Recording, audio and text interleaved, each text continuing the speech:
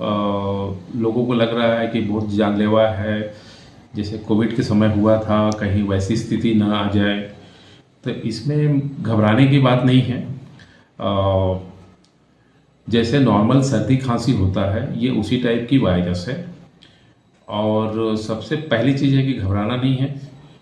और जैसे सभी बीमारी में होती है कि जो नॉर्मल सर्दी खांसी होता है उसमें भी किसी को निमोनिया हो सकता है, उसी तरह इसमें भी निमोनिया ब्रोंकाइटिस होने की संभावना रहती है वैसे लोगों में जिनमें रोग से लड़ने की जो कैपेसिटी है वो कम हो जाती है। जैसे कि छोटे बच्चे हैं, डायबिटिक हैं, या कुपोषित बच्चे हैं।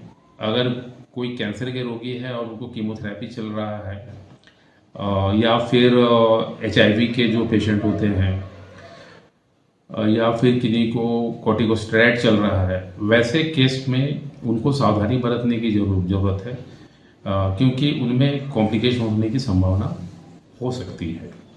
अगर अभी फ़िलहाल में घबराने की कोई बात नहीं है। अगर मान लीजिए किसी कारण से हमारे यहाँ केस अगर बढ़ती है, या फिर हमारे राज्य में भी अगर रिपोर्ट होती है, तब जो नॉर्मल हम लोग सर्दी खांसी में जो प्रिकॉशन लेते थे, जो कोविड में प्रिकॉशन लेते थे, जैसे कि किसी को सर्दी खांसी है तो 1 फीट की दूरी, 1 मीटर की दूरी बनाना, मास्क पहनना भीड़ भाड़ वाली जगह पर, तो वो चीज़ हम लोग कर सकते हैं। वो भी अगर केस हमारे राज्य में मिलती है तो।